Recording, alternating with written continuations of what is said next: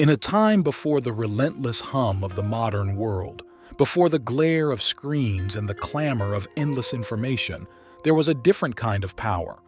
It was a power forged in steel, tempered by discipline, and often expressed in profound silence. This is the story of Japan's Kamakura period, a pivotal era for history buffs and those who appreciate the quiet strength of Zen. It is not the most flamboyant chapter in Japan's long history, lacking the courtly drama of Heian or the unification sagas of later periods.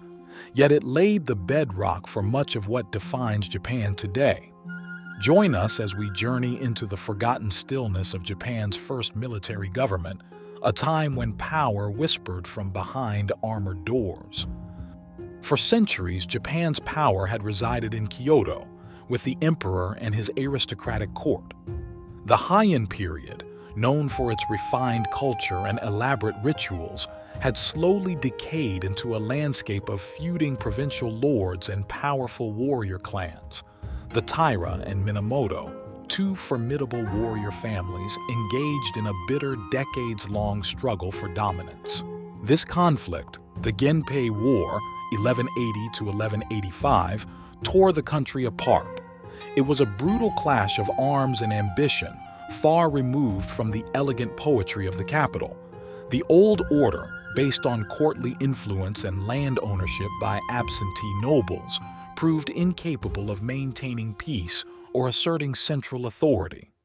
Amidst this turmoil, one figure emerged, Minamoto no Yoritomo. A survivor of earlier clan purges, he rallied his forces and, through strategic alliances and decisive victories, finally defeated the Taira at the Battle of Dan no Ura in 1185. This victory marked the end of the Heian era's effective rule and the dawn of a new age. Yoritomo did not march on Kyoto to replace the emperor.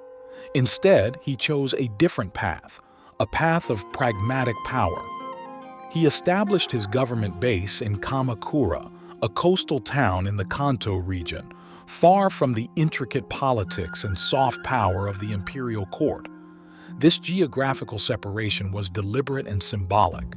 He did not claim the title of emperor. The imperial line, steeped in divine legitimacy and ancient tradition, remained in Kyoto. Yoritomo understood that outright usurpation was politically impossible and culturally unacceptable. His genius lay in creating a parallel structure of power. He established the bakufu, literally the tent government, a term originally referring to a military commander's field headquarters. This name itself conveyed a sense of temporary, practical authority, distinct from the permanent, ceremonial authority of the court. It was a government of warriors for warriors, focused on the practicalities of land management, law enforcement, and military command. This was more than just a change of who held the reins. It was a fundamental shift in the nature of governance.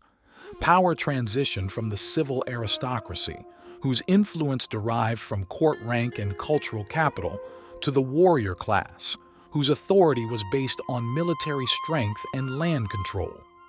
The emperor remained the ceremonial head of state, the source of legitimacy, but the shogun, the commander-in-chief of the expeditionary force against the barbarians, a title Yoritomo eventually received, held the real political and military power.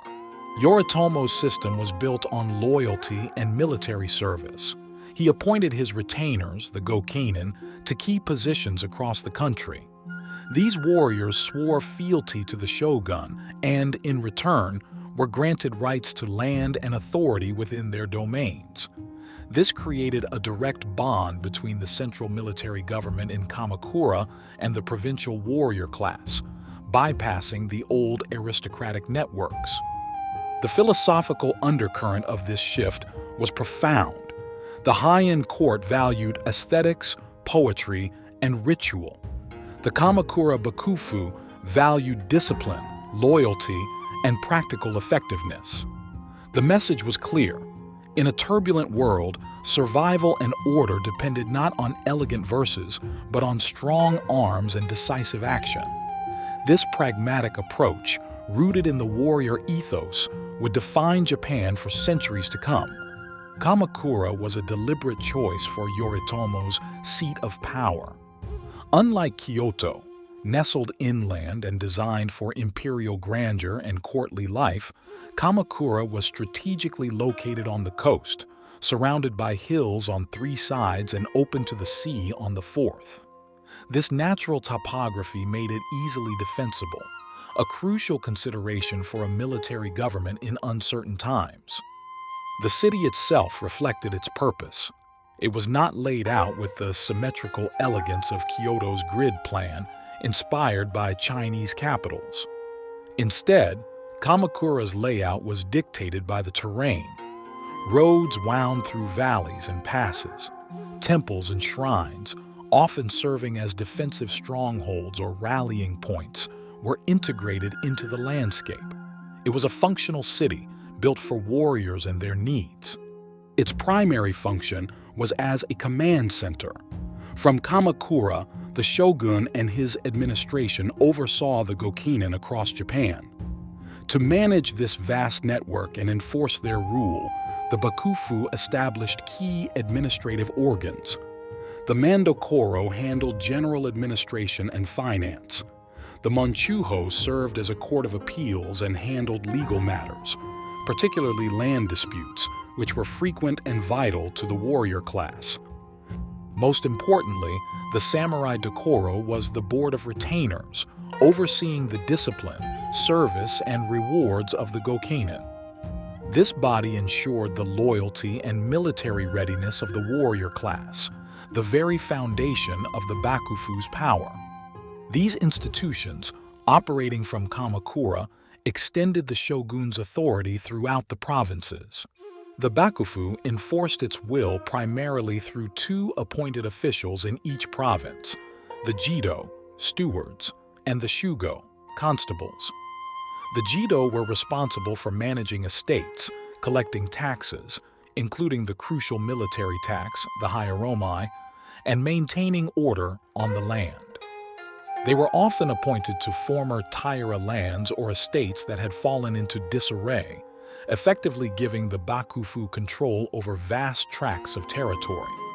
The Shugo, on the other hand, were military governors appointed to each province. Their primary duties were to suppress rebellion, arrest criminals, and oversee the military service of the Gokinen within their jurisdiction. While the Jido managed land and resources, the Shugo maintained military control and enforced the shogun's law. Together, these officials formed the backbone of the Bakufu's provincial administration, ensuring that power flowed from Kamakura to the furthest reaches of the country. Their rule was characterized by practicality and directness, a stark contrast to the often indirect and ceremonial governance of the imperial court. Justice was dispensed based on warrior codes and pragmatic needs. Land rights, the source of warrior wealth and status, were meticulously recorded and fiercely protected by the Bakufu's legal system.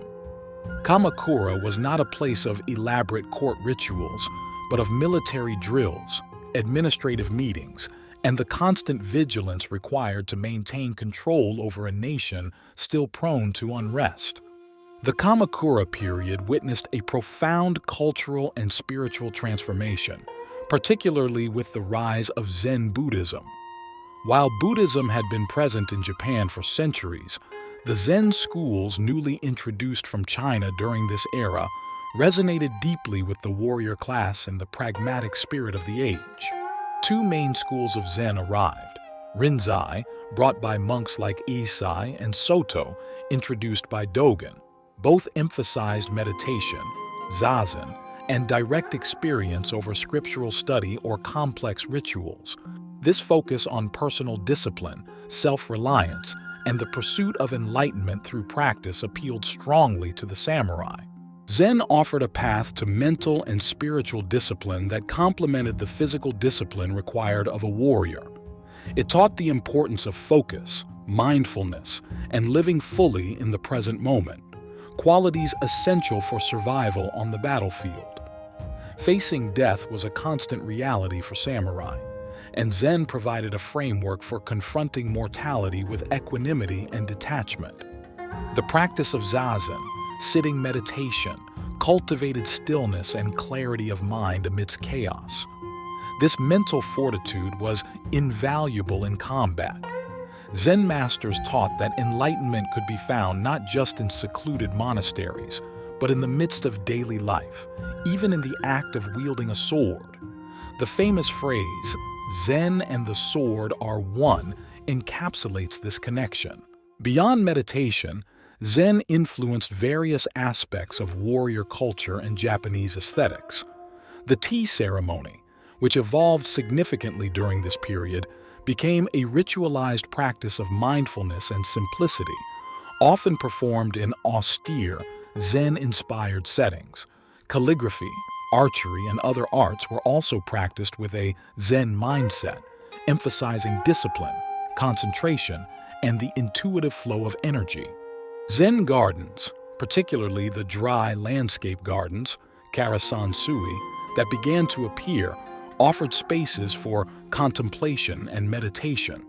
The raked gravel, carefully placed stones, and minimalist design were intended to evoke natural landscapes and aid in achieving a state of focused tranquility. These gardens were not merely decorative, they were tools for spiritual practice. While the concept of Bushido, the way of the warrior, would be formalized in later centuries, its foundational elements were clearly shaped during the Kamakura period, heavily influenced by Zen. Values such as loyalty to one's lord, courage in the face of death, honor, frugality, and self-control were reinforced by Zen teachings on discipline, detachment, and mindfulness. Many prominent samurai and shogunate officials became patrons of Zen temples and studied under Zen masters. They found in Zen a way to reconcile the inherent contradictions of their lives, the need for brutal violence in their profession with a search for spiritual peace. Zen offered a path to transcend the fear of death and act with decisive clarity, making it the spiritual bedrock of the samurai class during this era. The relative stability established by the Kamakura Bakufu faced its greatest external threat in the late 13th century, the Mongol Empire. Under the rule of Kublai Khan, grandson of Genghis Khan, the Mongols had conquered vast territories across Asia, including China and Korea.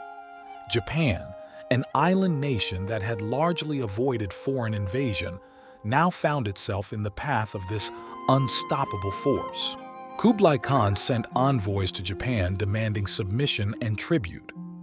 The Kamakura Bakufu, embodying the proud and defiant spirit of the samurai, refused.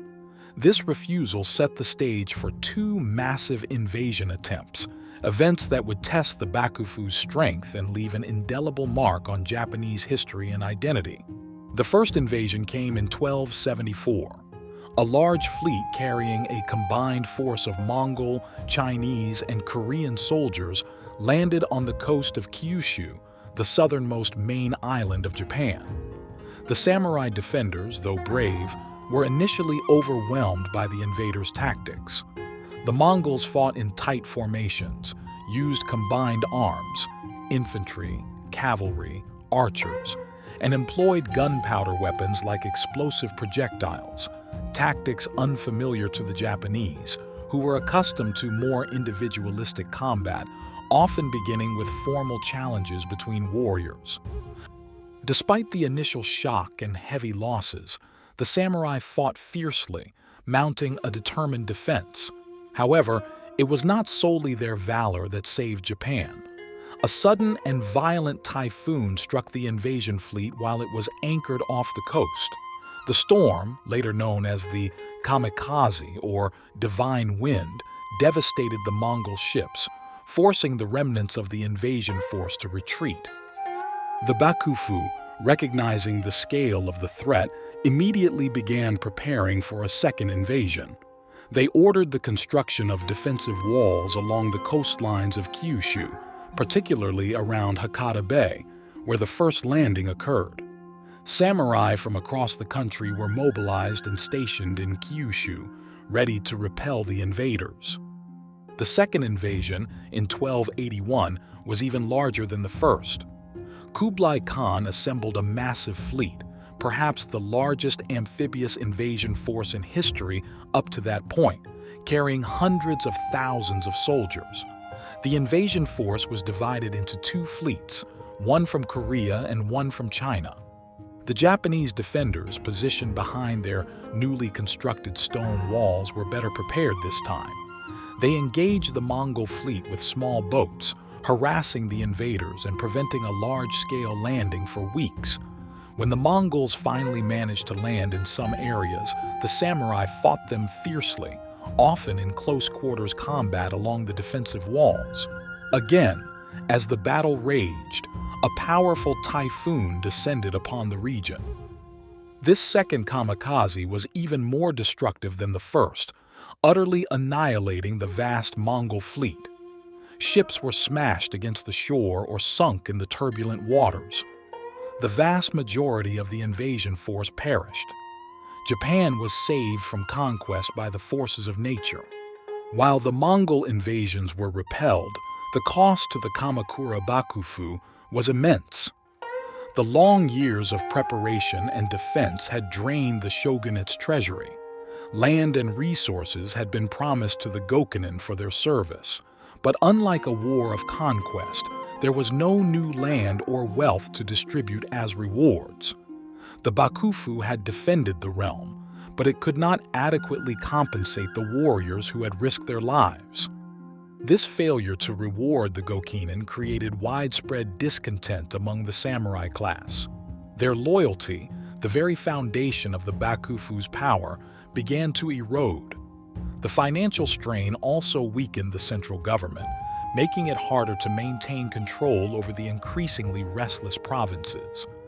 The divine wind had saved Japan from foreign rule, but it had also sown the seeds of the Kamakura shogunate's eventual downfall. Following the costly victory against the Mongols, the Kamakura shogunate entered a period of gradual decline. The financial burden of the wars, coupled with the inability to reward loyal samurai, led to growing dissatisfaction among the Gokunin. Many warriors fell into debt, often having to mortgage or sell their lands, their primary source of income and status. The Bakufu attempted various measures to alleviate the economic hardship, such as debt forgiveness decrees, but these were often ineffective and further alienated those who were owed money. The bond of loyalty between the shogun and his retainers, once the Bakufu's greatest strength, began to fray under economic pressure. Adding to the instability was the increasing concentration of power in the hands of the Hojo clan. Originally regents for the young shoguns, the Hojo gradually consolidated their control, effectively ruling from behind the scenes while the shogun became a mere figurehead. This created a complex and often confusing power structure, leading to internal power struggles and weakening the perceived legitimacy of the Bakufu. Successive Hojo regents faced challenges from within the clan and from disgruntled samurai. Corruption became more prevalent as officials sought personal gain in a time of economic scarcity. Famines and natural disasters added to the suffering of the populace, leading to peasant uprisings and further unrest in the provinces. The central authority of the Bakufu, once so strong, began to weaken. Provincial Shugo and powerful local lords, daimyo in nascent form, became more autonomous, asserting greater control over their territories and sometimes acting independently of Kamakura's directives.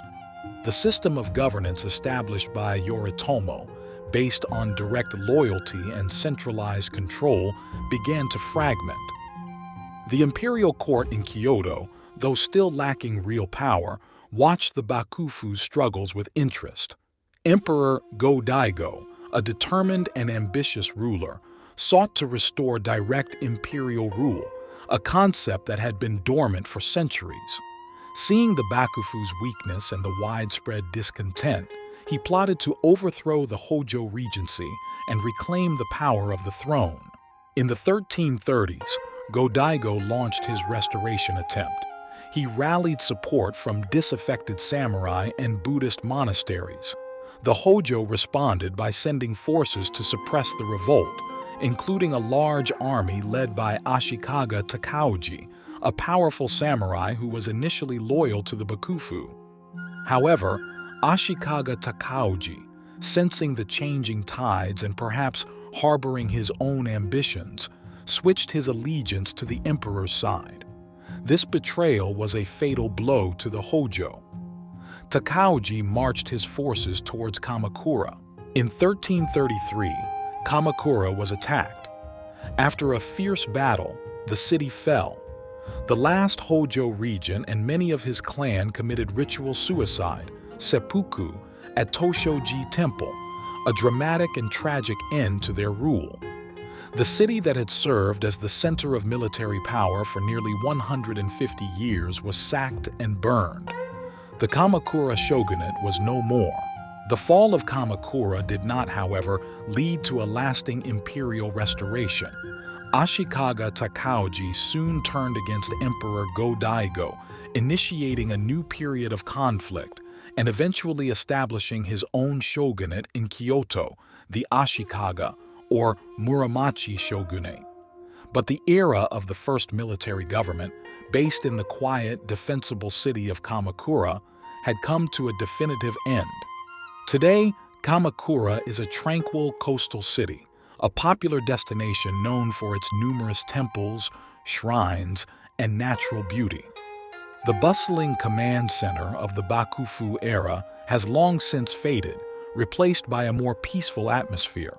Yet, for those who listen closely, the echoes of the Kamakura period remain, preserved in stone, wood, and the enduring spirit of the place. Many of the temples and shrines that stand today were founded or significantly supported during the Kamakura era, often by the shoguns, the Hojo regents, or prominent samurai. Tsurugaoka Hachimangu, the large Shinto shrine dedicated to Hachiman, the god of warriors, remains a central landmark. Originally established by Minamoto, no Yoritomo himself as a symbol of his power and legitimacy. Zen temples like Kencho-ji, Engaku-ji, and Kotoku-in, home of the great Buddha, were established during this period and continue to be active centers of practice and contemplation. Visiting these sites offers a tangible connection to the spiritual life of the samurai and the influence of Zen. The quiet gardens, the austere architecture, and the scent of incense evoke the disciplined serenity sought by warriors centuries ago. Walking the hiking trails that wind through the hills surrounding Kamakura, one traverses the same paths that once served as defensive routes and communication lines for the Bakufu. These natural fortifications, which protected the city from invaders, now offer peaceful walks through forested valleys and along scenic ridges. The legacy of the Kamakura period is not primarily found in grand palaces or elaborate monuments, for the warrior ethos favored practicality over ostentation. Its true legacy lies deeper, in the enduring influence of the samurai class on Japanese society, in the integration of Zen Buddhism into Japanese culture and aesthetics, in the pragmatic approach to governance that would characterize subsequent shogunate periods, and in the very concept of a military government ruling alongside a symbolic imperial court. The Kamakura Bakufu established the framework for feudal Japan, a system that would last for nearly 700 years. It forged the identity of the samurai as the ruling class and instilled values of discipline, loyalty, and resilience that continue to be admired. It was an era when power was less about outward show and more about inner strength and quiet command. The Kamakura period, spanning from 1185 to 1333, was a transformative era in Japanese history. It marked the transition from aristocratic court rule to warrior governance, establishing the first of Japan's military governments. It was a time of conflict and defense, of cultural exchange and spiritual growth. It was a quiet revolution, not announced with fanfare, but built with the disciplined strength of the warrior class. The shoguns and regents of Kamakura ruled not through eloquent speeches, but through decisive action, pragmatic administration, and the silent presence of armed authority. The influence of Zen Buddhism, which flourished under warrior patronage, instilled a deep appreciation for discipline, simplicity, and mindfulness, values that shaped the samurai ethos and continue to resonate in Japanese culture. The trials of the Mongol invasions, while devastating, forged a sense of national identity and highlighted the resilience of the Japanese people. Tonight, as you seek rest, let your mind drift back to the quiet hills and coastal shores of Kamakura. Imagine the rustle of samurai armor, the chanting in Zen temples, the strategic discussions held behind paper screens. Remember the shoguns who governed with quiet authority, and the warriors who found stillness in the heart of battle. The wind that whispered through Kamakura's ancient pines carries the echoes of this silent power, a legacy that endures if you take a moment to listen. May the discipline of the warrior and the tranquility of Zen guide you to a peaceful and restorative sleep.